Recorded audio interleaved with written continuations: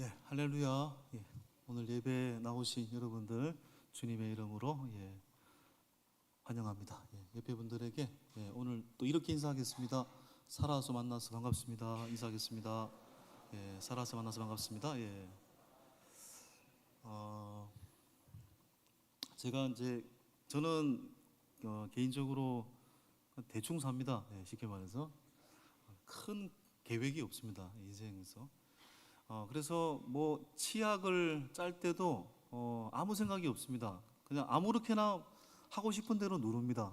그런데 아내는 신혼 때 밑에서부터 짜더라고요. 저한테 여러 번 주의를 줬습니다.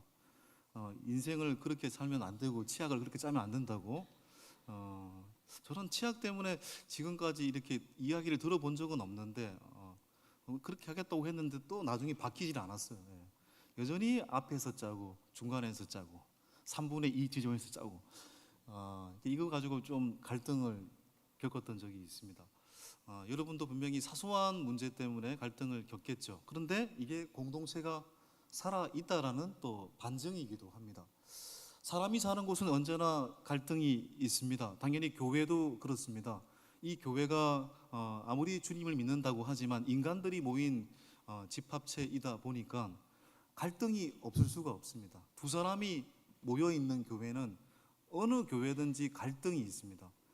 여러분, 교회는 그 갈등을 어떻게 풀어 나가느냐가 중요한 거겠죠. 교회는 역사적으로 381년 니케아 콘스탄티노플 공의회에서 니케아 콘스탄티노플 신조를 통해서 교회의 4가지 표지를 이야기를 했습니다. 그리고 지금까지 그 교회의 표지 4가지의 표지는 교회를 지키는 근간이 되고 있습니다. 바로 하나의 거룩한 보편적 사도적 교회. 교회는 하나입니다.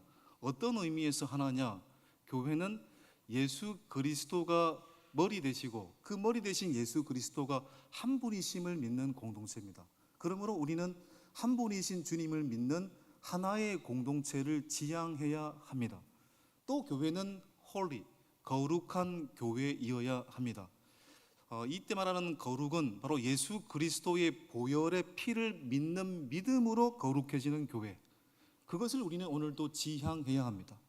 그리고 교회는 세 번째 apostolic, 사도적 교회가 되어야 합니다. 사도적 교회라는 것은 사도들의 신앙 고백과 전통을 지키는 교회, 다른 말로 표현하면 성경을 지켜내는 교회, 그게 바로 세 번째 교회의 표지입니다. 자, 그런데 가장 중요한 표지는 4번째입니다. 캐톨릭 처치. 교회는 바로 보편적 교회이어야 한다는 것입니다. 이 보편적이라는 말에는 누구든지 올 수 있는 교회이어야 한다는 것입니다. 그런 의미에서 전라도 교회, 이건 교회의 정신과 맞지 않습니다. 전라도 사람만 모이는 교회 맞지 않습니다. 경상도 사람만 모이는 교회 맞지 않습니다. 어떤 의미에서는. 또한 백인 교회 맞지 않습니다. 어떤 의미에서는. 흑인 교회 맞지 않습니다. 교회는 남자나 여자나 부자나 가난한 자나 아픈 자나 건강한 자나 어린아이나 어른들에 이르기까지 누구든지 함께 와서 한 공동체를 이룰 수 있는 보편적 교회가 되어야 합니다. 여러분, 그런 의미에서 교회는 이런 사람들이 모인 곳이니까 얼마나 갈등이 많겠습니까? 성결교회에 기반을 두고 있는 분도 계시고, 장로교, 뼛속까지 장로교도 계시고, 감리교, 어떤 분은 순복음에 기반을 두고 있는 전통을 갖고 있는 분도 계십니다. 그런 분들이 모이다 보니까 교회의 예배 틀이 다 다르지 않습니까? 저도 이런저런 교회 다 다녀봤는데 제가 지금 이 순간은 굉장히 정적인 스타일로 보이시겠지만 예전에는 굉장히 순복음적 스타일을 갖기도 했습니다. 그 교회가 그렇기 때문에요. 교회는 다양하더라고요.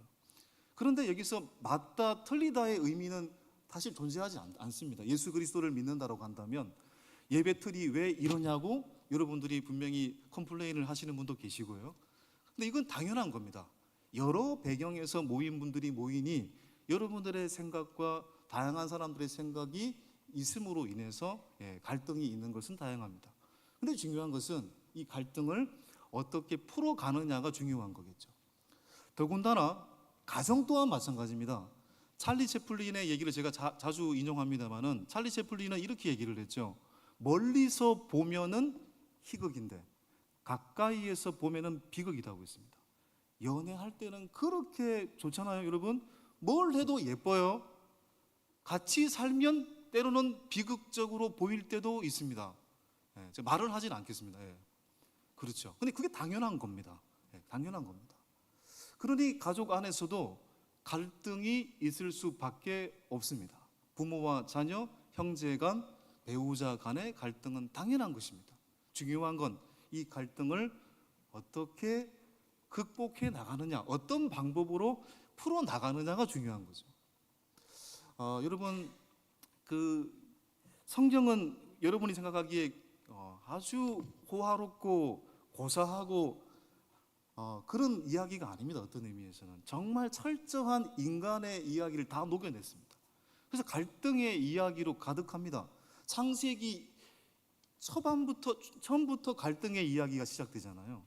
가정의 갈등, 최초의 인간이었던 아담과 하와가 하나님의 명령인 선악과를 먹지 말라는 명령을 어기고부터 갈등이 시작됐습니다. 하나님이 선악과를 누가 따먹게 했느냐? 하와에게 질문했더니 아담 때문입니다. 아담에게 물었더니 저 여자 때문입니다라고 서로의 탓으로 돌렸습니다. 갈등이 시작된 거죠. 그리고 형제 간의 갈등의 이야기도 창세기부터 시작되잖아요.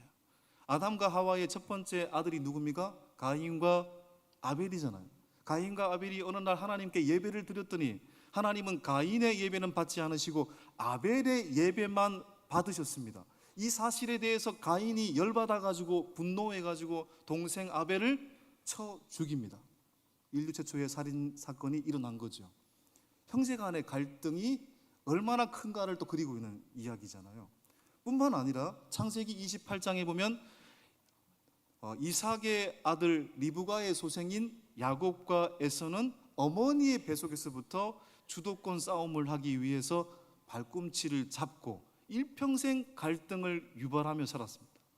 뿐만 아니라 매일 성경 지금 큐티 본문인 요셉도 그렇잖아요.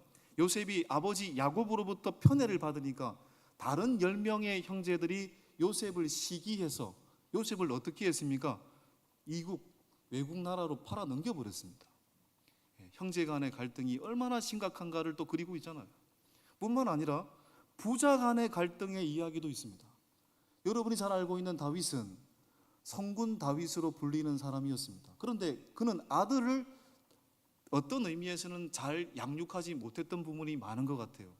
어느 날 자신의 아들이었던 압살롬이 바로 아버지 다윗의 곤자를 찬탈하기 위해서 아버지에게 칼을 겨누었습니다. 쿠데타를 일으켰습니다. 아버지 입장에서는 아들이 칼을 겨눈다라는 건 말이 안 되잖아요. 그래서 다윗은 신발도 제대로 신지 못하고 도망갔습니다.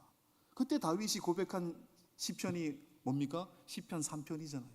시편 3편 1절에 여호와여 나에게 왜 이렇게 대적이 많은지요? 라는 고백을 하게 됩니다. 아들도 나에게 칼을 겨누니까 수많은 대적들에 대해서 한탄하는 고백을 하지 않습니까? 여러분, 갈등은 어떤 의미에서 물론 갈등이 그 자체가 나쁜 건 아닙니다. 갈등이 필요하기도 합니다. 이 공동체 안에 나를 힘들게 하는 한 사람 때문에 내가 발전하기도 합니다. 갈등 때문에 나를 돌아보기도 하고요. 갈등 때문에 내 모습을 더 철저하게 준비하기도 합니다. 또한 갈등을 통해서 나의 생각만이 옳은 것이 아니구나, 저 사람의 생각도 옳을 수 있구나라는 걸 또 배우기도 합니다. 자, 그런데 거기서 멈추면 안 되죠. 갈등은 그 자체는 우리에게 유익을 줄 수도 있지만 반드시 갈등은 해결해야 됩니다. 갈등을 해결하지 못하는 것은 죄입니다. 그럼 어떻게 해야 갈등을 회복할 수 있을까요? 우리 공동체 안에서, 특별히 가정 안에서. 단도직입적으로 이렇게 말할 수 있습니다. 갈등을 극복하기 위해서는 첫 번째, 다툼을 피해야 합니다. 자, 여러분, 다툼을 피해야 한다. 여러분, 헬랍 신화에 헤라클레스 이야기가 있습니다. 헤라클레스는 힘의 신화 아닙니까? 그 이야기를 보면은 헤라클레스가 10개의 과업을 이루기 위해서 길을 가다가 총 13개 정도의 괴물을 만나요. 근데 그 중에서 아주 작은 괴물 히드라, 어느 날 히드라를 만났습니다. 괴물이 너무 작으니까 헤라클레스가 몽둥이로 그 히드라를 때립니다. 때리니까 그 작은 괴물이 어떻게 됐을까요? 더 커져 버렸습니다. 또 괴물을 잘랐더니 2개, 3개로 번져버립니다. 계속 몽둥이를 때렸더니 2배, 3배뿐만 아니라 완전히 길을 막아버렸습니다. 몽둥이로 때리니까 더 커지는 거죠. 그때 이 아테네 신이 나타나가지고 헤라클레스에게 이렇게 얘기를 합니다. 아니, 저 괴물은 때리면 안 된다. 저 괴물의 이름은 갈등, 다툼이다. 저 괴물을 때리면 때릴수록 오히려 기하급수적으로 더 커진다.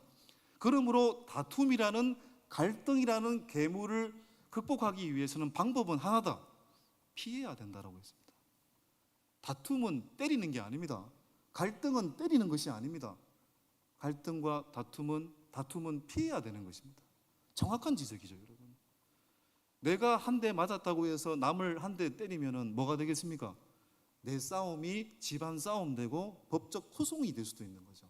점점점 커지게 되는 것입니다. 그런 의미에서 두 번째 연결됩니다. 갈등을 극복하기 위해서는 말의 지혜가 필요한 것입니다. 사실 이건 성경의 가장 강력한 대안입니다, 여러분. 야고보서를 보면 전부 다가 그 이야기 아닙니까, 여러분? 우리의 혀와 우리의 입술을 통제하지 못하는 것은 죄악이라고 했습니다. 이 말의 지혜는 4가지의 대안이 또 있는데요. 첫 번째는 이 듣기는 속히 하고 말하기와 분노하기는 더디해야 합니다. 성경 그대로입니다, 여러분. 야고보서 1장 19절을 볼까요? 자, 읽어보겠습니다. 내 사랑하는 형제들아, 너희가 알지니 사람마다 듣기는 속히 하고 말하기는 더디하며 성내기도 더디하라. 혀와 입술을 제어하지 못하면 결코 화평을 이룰 수가 없습니다. 사람은 무조건 말을 많이 하면 실수하게 돼 있습니다. 여러분, 모세를 보십시오. 모세가 왜 가나안 땅에 들어가지 못했습니까? 물론 더 큰 틀의 이유도 있습니다만은 민수기로 본다면 모세의 말 때문입니다. 분노하는 말 때문입니다. 분노하는 말 때문에 가나안 땅에 들어가지 못했습니다. 모세의 남매였던 아론과 미리암도 하나님의 리더십을 비방하는 말을 함부로 내뱉었을 때 가나안 땅에 들어가지 못했습니다. 여러분, 그렇죠? 말하기는 더디하고 성내기는 더디하라. 그러면 두 번째, 지혜가 필요한 겁니다. 말 그대로 지혜가 필요합니다. 허클베리 피인의 모험, 마크 트웨인의 허클베리 피인의 모험이라는 만화 영화도 있습니다만 그걸 책으로 읽어보면은 이런 문장이 있어요. 적과 친구는 합하여 당신의 가슴에 상처를 준다. 적과 친구는 합해서 당신의 마음에 상처를 준다. 여러분, 적이 나에게 상처를 주는 건 이해가 됩니다. 그런데 나의 친한 친구가 나에게 상처를 준다? 이게 도대체 무슨 말일까? 여러분, 적은 비방을 합니다. 나를 향해서, 쉽게 말해서. 그런데 그 비방을 듣고 옆에 있는 친구가 그 말을 그대로 듣고 나서 빨리 친구에게 달려가서 더 크게, 야, 그놈이, 그 자식이 너에게 이런 말을 했어 라고 더 크게 얘기를 합니다. 그래서 친구의 마음을 더 상처 줍니다. 여러분, 그러니까 우리가 정말 친구가 비방으로부터 상처받지 않기 위해서라면 어떤 자세가 필요한 것입니까? 지혜가 필요한 거죠. 침묵할 줄 아는 지혜가 필요하고 어느 때에 권면해야 될지 아는 지혜가 필요한 거죠. 무조건 내뱉는 것이 아니라는 얘기입니다. 세 번째, 당연히 말에 있어서는 여유가 필요하죠. 여러분, 분명히 때를 기다리고 그 말을 해야 되는 것인데 때를 기다리지 못하고 무조건 내뱉는 사람이 있어요. 그건 정말 불씨를 제공하고 불화를 가져오는 것입니다. 여러분, 마음에 여유가 없는 말은요 반드시 분노를 일으키게 되어 있습니다. 그러므로 말의 여유를 가지려면 네 번째, 내 마음을 다스려야죠. 성경의 수많은 구절 속에서 이 부분이 언급되고 있습니다. 제 말이 아니라 성경을 통해 한번 보겠습니다. 잠언 4장 23절에 무릇 지킬 만한 것보다 더욱 내 마음을 지키라. 생명의 근원이 이에서 남이니라. 노하기를 더디하는 자는 용사보다 낫고 자기의 마음을 다스리는 자는 성을 빼앗는 자보다 나으니라. 아멘. 잠언 19장 11절. 노하기를 더디하는 것이 사람의 슬기요 허물을 용서하는 것이 자기의 영광이니라. 아멘. 잠언 25장 28절. 자기의 마음을 제어하지 아니하는 자는 성읍이 무너지고 성벽이 없는 것 같으니라. 아멘. 에베소서 4장 26절. 분을 내어도 죄를 짓지 말며 해가 지도록 분을 품지 말라. 예레미야 17장에서 세상에서 가장 부패한 것이 사람의 마음이라고 했습니다. 사람의 마음이 부패하면 답이 없다라는 얘기죠. 그러므로 오늘도 우리는 내 말을 제어하기 위해 내 마음이 주님의 다스림 속에 있기를 갈망해야 되는 것입니다. 할아버지 할머니가 어떤 할머니가 싸웠습니다. 별거 아닌 일 가지고 치약 가지고 싸웠다고 얘기를 합시다. 싸우고 나서 할머니가 할아버지에게 열받았어요. 그래서 당신하고 절대로 말하지 않겠다, 쳐다보지도 않겠다, 저리 가요. 여러분, 근데 남자들은 보통 어떻습니까? 그 다음 날이 되면은 히히 웃습니다. 할아버지는 아무런 일이 없다는 듯이 할머니에게 말을 걸었지만 할머니는 여전히 말을 하지 않았고 할아버지의 얼굴을 쳐다보지도 않았습니다. 할아버지가 고민을 했습니다. 어떻게 하면 할머니의 마음을 돌릴까? 어떻게 하면 말하게 하지? 한참 고민을 하다가 맞다라고 얘기하면서 벽장 문을 열고 서랍을 막 뒤집니다. 서랍 속에서 뭔가를 계속 찾습니다. 그런데 이 시간이 지나도 할아버지가 계속 서랍 문을 열었다 닫았다 뭔가를 찾고 있으니까 할머니가 너무너무 마음이 답답해가지고 도대체 뭘 찾고 있는 거요?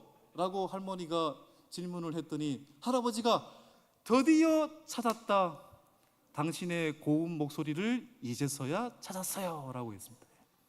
그래서 다툼이 종결되었다는 얘기입니다. 여러분 써먹지 않기를 바랍니다. 여러분, 이게 말의 지혜가 필요합니다. 말의 지혜가. 또 세 번째, 우리에게 뭐가 또 필요할까요? 거룩한 포기가 있어야 됩니다. 거룩한 포기. 나의 기득권을 내려놓는 자세가 필요한 거죠. 여러분, 사람은 왜 갈등을 유발합니까? 나의 기준으로 보기 때문에 그렇잖아요. 나의 기준으로. 내 기준으로 상대방을 바라보니 상대방을 아래로 봅니다. 그러니까 갈등이 유발되는 겁니다. 그런데 여러분, 알고 보면은 내 기준이 틀릴 수도 있는 거잖아요. 여러분, 뇌과학자들이 그런 얘기를 합니다. 인간의 뇌는요 구두쇠와 같다라고 표현을 하더라고요. 인간의 뇌는 굉장히 보수적입니다. 쉽게 말해 나밖에 모른다라는 얘기입니다. 그러므로 믿음을 가졌다라는 것은 나밖에 모르는 본능적인 인간에서부터 이제는 뭡니까? 남이 나보다 나을 수 있다라는 관용과 나도 틀릴 수 있다라는 겸손이 겸비되어야 되는 거죠. 그러므로 거룩한 포기가 필요한 것입니다. 여러분, 아브라함이 하나님께 부름받고 가나안 땅으로 나아가서 시간이 지나자 뭐가 됐습니까? 부자가 됐습니다. 아브라함과 동행했던 조카 롯도 덩달아 부자가 되었습니다. 가난할 때는 서로 다투지 않았습니다. 갈등을 유발하지 않았습니다. 그런데 땅은 좁고 소유가 많다 보니까 서로 다투기 시작합니다. 아브라함의 목자들과 롯의 목자들이 서로 싸우기 시작합니다. 이 모습을 보고 아브라함이 이건 아니다라고 생각을 했습니다. 그래서 어느 날 조카 롯을 불러서 조카 롯, 나는 삼촌이고 너는 조카인데 가족끼리 싸워서 되겠냐? 삼촌이 양보할게. 네가 좋은 땅을 먼저 선택해라. 네가 우하면 내가 저하고 네가 좌하면 내가 우하겠다. 그렇게 삼촌 아브라함이 기득권을 포기하고 롯에게 좋은 땅을 선택하라고 양보를 하니까 조카 롯이 말 그대로 눈에 보기 좋은 소돔과 고모라를 선택했습니다. 그리고 아브라함은 남은 땅 척박한 헤브론을 선택했습니다. 롯의 기준은 보기 좋은 땅이었고 아브라함의 기준은 보이지 않는 진리의 가치가 아브라함의 기준이었습니다. 결국은 어떻게 되었습니까? 눈에 보기 좋은 소돔을 선택한 그 소돔 땅은 불심판을 당했지만 척박한 땅입니다마는 헤브론, 하나님과 교제하는 자리를 선택한 아브라함은 우리에게 지금 이 순간도 믿음의 조상, 열국의 아버지, 믿음의 모델로 우리에게 존경받고 있지 않습니까? 거룩한 포기가 그래서 너무너무 중요한 것입니다. 성경은 많이 받는 사람이 복된 사람이 아니라 주는 자가 복되다라고 말씀하고 계십니다. 성경은 화해할 줄 아는 사람이 성숙한 사람이다라고 말씀하고 있는 것입니다. 그리고 오늘 말씀도 나와 있지 않습니까? 12장 18절에 할 수 있거든 너희로서 모든 사람과 더불어 화목하라. 여러분, 근데 우리에게는 어떻습니까? 갈등을 해결할 수 있는 능력이 없잖아요. 그런데 우리에게 하나의 방법이 있습니다. 누가 우리에게 오셨습니까? 바로 예수 그리스도께서 오셨죠. 어떤 모습으로? 화목제물로 우리에게 오셨잖아요. 십자가는 화목제물 대신에 예수 그리스도를 의미하는 것이잖아요. 우리의 능력으로는 해결할 수 없고 그 갈등을 풀 수 없지만 화목제물로 오신, 우리를 구원하기에 오신 예수 그리스도의 그 보혈의 피를 의지함으로 말미암아 우리가 하나님과 화해가 되었듯이 우리의 가정 안에서도 공동체 속에서도 예수 그리스도의 화목제물 대심, 예수 그리스도의 보혈의 피를 의지함으로써 화해의 길을 걸어가는 하나님의 사람들이 되어야 될 줄 믿습니다. 여러분, 우리에게는 하나님께서 나 홀로 살지 않고 관계라는 이 설정을 통해서 우리에게 복 주시기를 원하시잖아요. 그런데 이 관계 속에서 우리는 갈등을 유발합니다. 그런데 그 속에서도 우리가 어떻게 살아야 됩니까? 절대로 우리의 공동체와 가정 안에 다툼이라는 괴물이 주도권을 쥐지 못하도록 언제나 그리스도의 평강이 우리의 가정을 주장하기를 소망합니다. 두 번째, 말의 지혜를 우리는 언제나 기억해야 되는 것입니다. 말하기는 더디하고 노하기는 더디해야 합니다. 말 그대로 지혜가 필요한 것입니다. 말의 여유를 품어야 되는 겁니다. 그리고 그 여유를 갖기 위해서 뭐가 필요한 것입니까? 하나님의 다스림, 마음의 다스림이 필요한 것입니다. 그리고 나의 명예와 나의 재산과 나의 자존심을 그리스도 앞에서 내려놓을 줄 아는 거룩한 포기가 필요한 것입니다. 그럴 때 우리의 공동체는, 우리가 살고 있는 우리의 삶은 오히려 전진하고 하나님께서 원하시는 복된 공동체의 길을 걸어가게 될 줄 믿습니다. 여러분, 갈등은 없앨 수가 없어요. 중요한 건 뭡니까? 오늘 설교의 제목입니다. 갈등은 없앨 수 없습니다. 그런데 갈등은 무엇으로 풀어내야 되는 것입니까? 예수님의 복음으로 풀어내고 예수님의 복음으로 녹여내야 되는 것입니다. 그리스도의 보혈을 의지하는 그 믿음, 그것으로 풀어내야 되는 것입니다. 자, 따라해 보겠습니다. 예수 그리스도의 복음으로 갈등을 녹여냅시다.